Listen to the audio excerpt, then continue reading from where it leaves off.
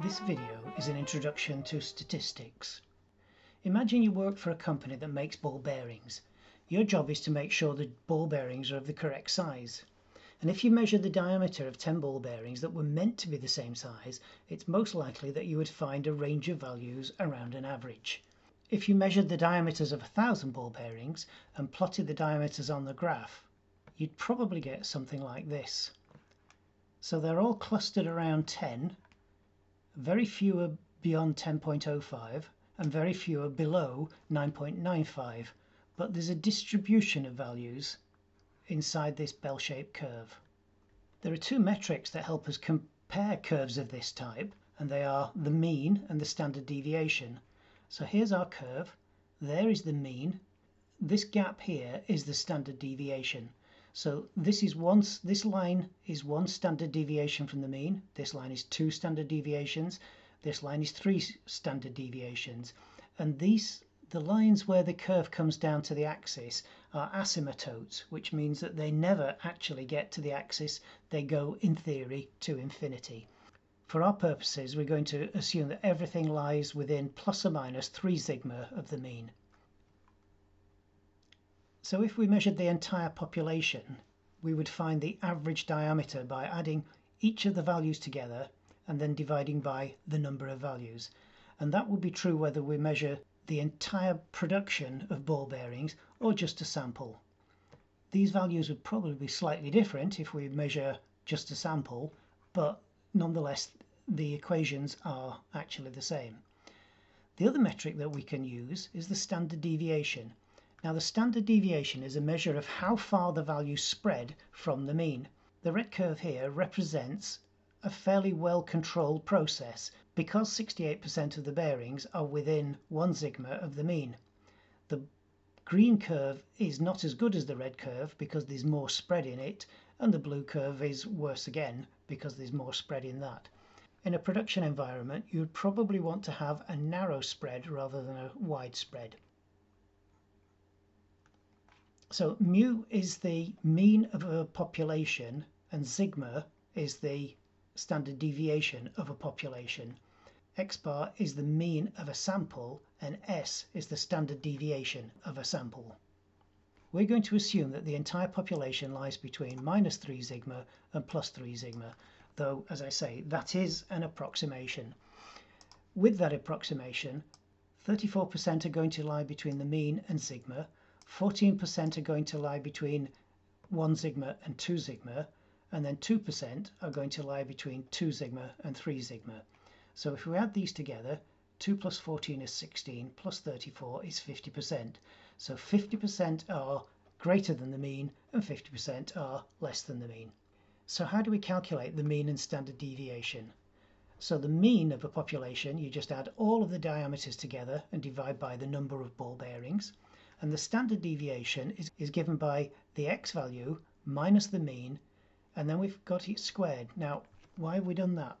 The reason is that if the ball bearing was smaller than the mean, then this would be a negative value, and in theory you could end up with a 0 for standard deviation, and that isn't very helpful. So we square this value to make sure that it is always positive, which means that when we calculate sigma, we will always get a positive value.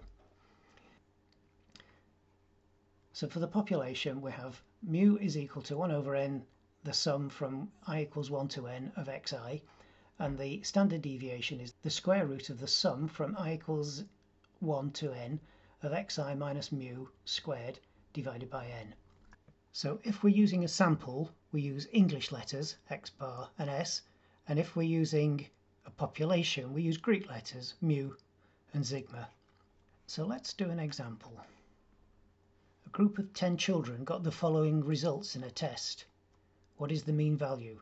Now we're going to use a calculator to do this, so I've got a Casio here. So the first thing I need to do is to make sure that it's in statistics mode. So we go mode, statistics is 3, so I press 3, and then AC to jump out of that. And now I've got stat written on the display here.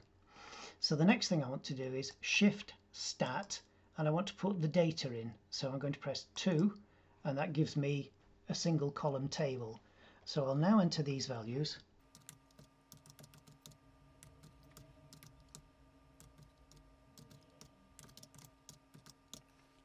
And when I've entered all the values, I press AC to store them.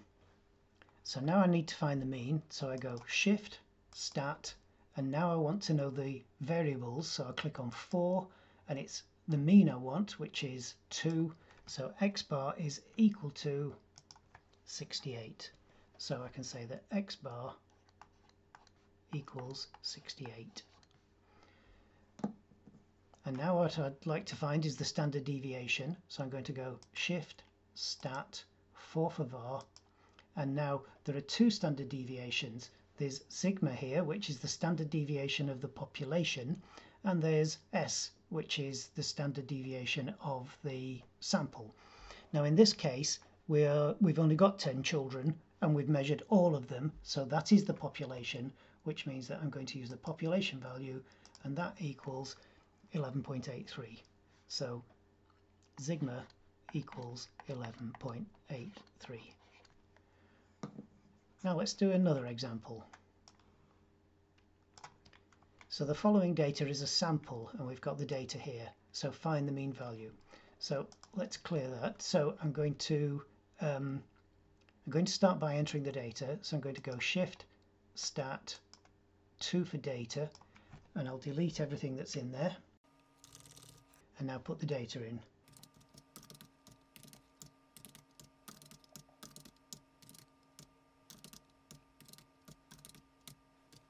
And as before, once all the data is in, we press AC. So now we go Shift, Stat, 4 for vars, 2 for the standard deviation, equals 10.02. So x bar equals 10.02. And then we want the standard deviation of a sample, so we go Shift, Stat, 4 for var, and then we want 4 again for standard deviation of a sample. So S, the standard deviation, is equal to 0.31. The next thing I'd like to find out is the confidence interval. So we've got X bar and S for our sample, and what we'd like to do is to calculate the confidence interval. The interval is given by X bar plus or minus Z S over N, where Z is given on this table. So let's find the 90% confidence interval for the previous question. So we've got confidence interval is equal to X bar plus or minus Z S over root N. So for C90, that's going to equal, and I'm going to write it like this because this is the way Babbage would want it. So the first thing I'm going to do is Z times S over root N. So Z in this case is going to be 1.645. So 1.645 times S, which was Shift, Stat, 4 for var, and 4 for standard deviation. And that's going to be divided by the square root of 10, because we've got 10 values. Close the bracket, and that equals. So I'm going to go Shift, Store, A. So I've saved that value into memory location A. Now, X bar is given by Shift, Stat, 4, 2. So that's X bar, and we're going to go minus recall A equals. So our value is 9.86, so that's going to be 9.86, and then we're going to find the upper value, so that's going to be Shift, Stat, 4 for var, 2 for X bar, and then it's going to be plus recall A equals, and that's going to be 10.18. So 10.18. So we're 90% confident that a ball bearing chosen at random will be between 9.86 and 10.18 millimeters. Let's calculate the 95% value. So C95 is going to equal. So I'm going to do the calculation again. So the Z value is 1.96. So we're going to go 1.96 times the standard deviation.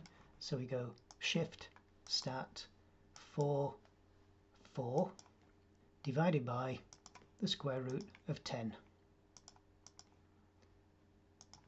equals, and I'm going to put that into memory location B, so shift store B, and now we need the lower value, so that's going to be shift stat 4 2 minus recall B equals 9.83, so that's going to be 9.83, and then we want the upper value, so that's going to be shift stat 4 2 plus recall B equals 10.21. So we've got the 95% confidence interval and the 95% confidence interval. And that's the end of our introduction to statistics.